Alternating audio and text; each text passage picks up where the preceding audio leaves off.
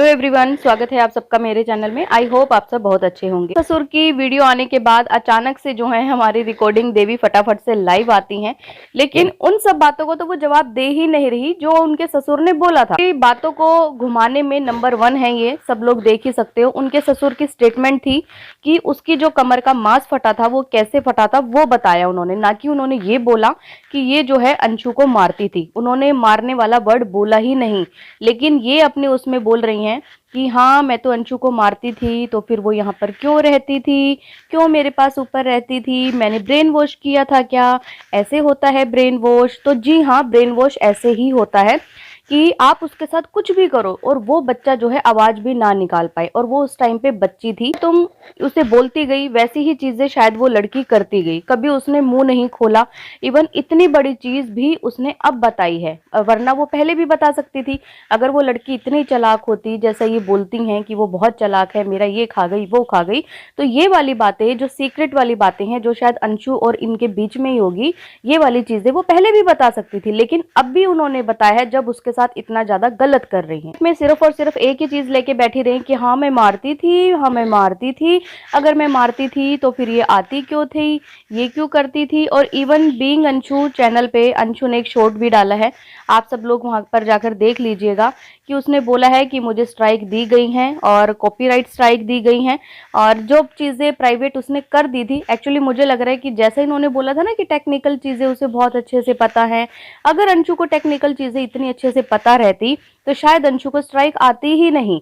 अंशु को ये नहीं पता था कि वीडियो प्राइवेट होने के बाद भी स्ट्राइक आ जाती है। एक्चुअली स्ट्राइक कैसे आती है, उन्होंने उसकी जो वीडियो थी या शॉर्ट्स थे उनका लिंक ले लिया था और वहां से उन्होंने स्ट्राइक को अप्लाई किया था, तब जाके उसके प्राइवेट शॉर्ट्स पे भी स्ट्राइक आई। इसी के साथ भाई हमारी जो रिकॉर्डिंग देवी है उन्होंने मान भी लिया था कि हाँ मैंने ही स्ट्राइक दी है। जब मेरा चैनल खा गई दारोड तो मैं इसे कैसे छोड़ूं? लेकिन इनके पास एक्चुअली प्रूफ क्या है? प्रूफ के नाम पे सिर्फ और सिर्फ एक लाइव रहती है, रोना धोना रहेगा, इससे ज्यादा कुछ नहीं है।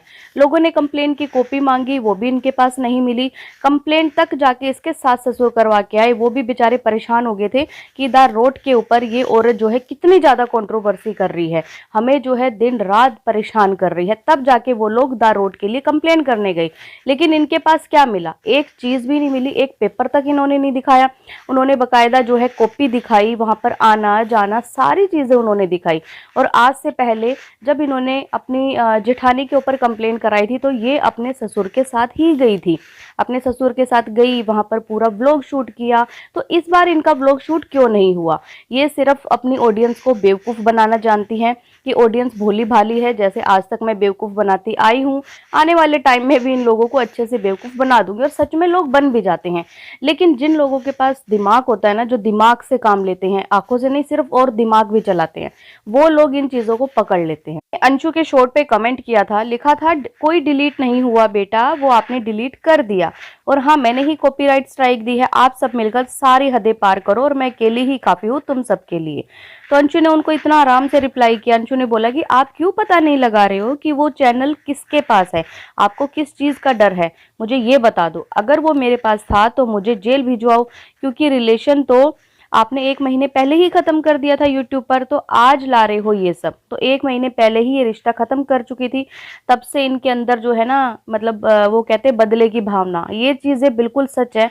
और जो लोग इनकी वीडियो देख रहे हैं इतने टाइम से, अब कंट्रोवर्सी वाली, वो लोग सच में इस चीज को देख पा रहे होंगे कि यार ये मतलब अगर एक इंसान के पीछे पड़ गई तो पड़ गई, मतलब उनका जीना मुश्किल कर देगी। इन्होंने लाइव की तो वहां पर किसी ने कमेंट किया और इन्होंने उस कमेंट को पिन कर दिया, जहां पर बोला कि अंशु से मेरा एक क्वेश्चन है, अगर सपना के भाई उसको बैड टच करते थे तो वो सपना के मायके क्यों जाती थी, प्लीज रिप्लाई। तो वहां पर जो रिकॉर्डिंग दीदी हैं वो जाके उनको रिप्लाई करके कहती हैं, हाँ सही सवाल किया है। और एक और सवाल, अगर भाभी मारपीट करती थी तो अंशु क्यों भाभी के साथ रहती थी और क्यों रोती थी? तो रही बात रोने वाली, तो रोई तो तुम भी थी, लेकिन तुमने जो पीछे हुआ था ना, जो उनके घर में फेंक के आई थी गोल्ड वगैरह, वो चीजें तुमने नहीं बताई कि किस तरीके से तुमने उनको परेशान किया था। ये चीज तो शायद अब लोगों को समझ आ रही होगी कि इन्होंने क्या किया था। आने के बाद एक ब्लॉग बनाया था कि एक उम्मीद थी वो भी टूट गई, और उसमें किस तरीके से अंशु के मम्मी पापा को बहुत ज्यादा गंदा बोल रही थी। इनके पास क्या राइट है कि अंशु के मम्मी पापा को ये कुछ भी इस तरीके से बोले? बार बार बोल रही हैं कि पापा जी आप मेरे सवालों का जवाब दीजिए ना, क्या टच नहीं किया था? तो उन्होंने वो चीज बोली है कि भाई ये जो है इतना गलत इल्जाम लगा रही है, जबकि ये इल्जाम तो इसके भाई के ऊपर लग रहा है, क्योंकि अंशु ने ये बातें अब बताई हैं। अंशु ने आज तक ये चीजें नहीं बताई थी कि मेरे साथ क्या होता था। और अगर आप लोगों ने नोट किया होगा कि अंशु जब इनके घर गई थी, उसके बाद दोबारा जब ये अपने घर गई तो अंशु इनके घर भी नहीं गई थी। तो ये सबसे बड़ा एक प्रूफ है कि अंशु को वो चीजें पता लग गई थी, अंदर ही अंदर उस लड़की को ये चीजें समझ आ गई थी कि मेरे साथ क्या हो रहा है यहाँ पर। और रही बात, इन्होंने एक चीज और बोली कि ये बोल रहे हैं कि 9 बजे उठती थी खाना वाना, तो जी हाँ, इनके खुद के ब्लॉग में, इनके पुराने ब्लॉग में अगर आप लोग देखोगे तो इनकी जो सासू माँ है वो खुद ब्रेकफास्ट बना रही है, इन्हें बुला रही है, बकायदा वो ब्लॉग शूट हुआ था। हाँ, अब अगर ये उस ब्लॉग को प्राइवेट कर दे तो वो अलग बात है, लेकिन ये बात सच है। और रही बात, देखिए ससुराल में आज़ादी की, तो इनको पूरी आज़ादी स्टार्टिंग से मिली थी। द रोड पे या फिर इनके चैनल पे एक वीडियो थी जहां पे इन्होंने शॉर्ट्स तक पहने हुए हैं। तो बताइए ऐसा मतलब कैसे वो ससुराल वाले इतने गंदे हैं जिनके ऊपर ये औरत दिन रात आके जो है कंट्रोवर्सी खेलती है। और जो ये बोल रही है कि मैं तो चाहती थी तुम लोग सामने आओ, तो भाई वो लोग तो सामने आ चुके हैं और शायद आने वाले टाइम में और भी चीजें बताएं। और लेकिन कल सच में इनकी जो स्माइल थी ना, वो एकदम फेक स्माइल थी, जिसको बोलते हैं ना अपने आप को बहुत ज्यादा कूल दिखाना कि मैं कितनी कूल लग रही हूँ।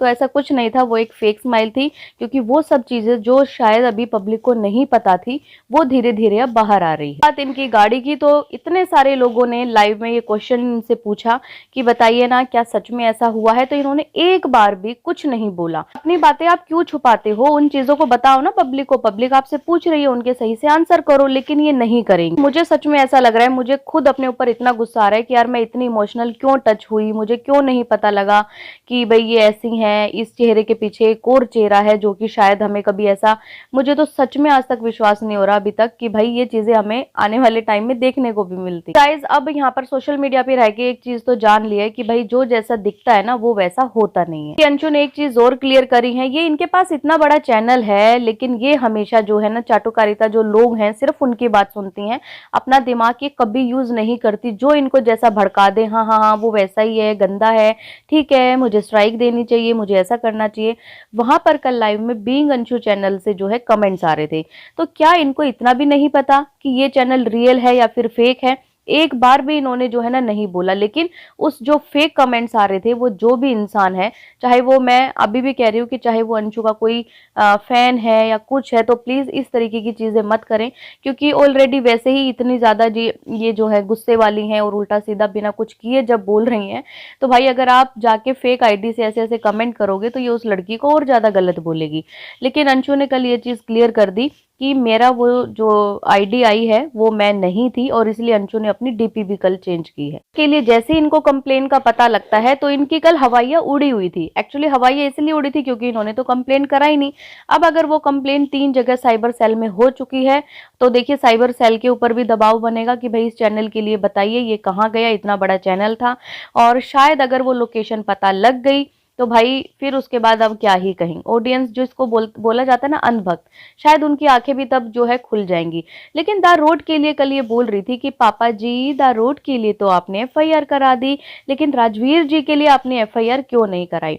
तो इसका जवाब भी सुन लीजिए कि राजवीर जी के लिए एफआईआर जो है इन्होंने और इनकी मम्मी ने होने से मना किया था। अगर आप लोग वो मौसा जी की वीडियो देखते हैं, उन्होंने वहां पर कमेंट किया था, वहां पर उन्होंने लिखा था कि इन्होंने और इनकी मम्मी ने मना किया था, इसलिए ये बोल के कि भाई छोटी छोटी बच्चियां हैं, कल को ऐसा ना हो कि इनके लिए दुश्मन खड़े हो जाएं।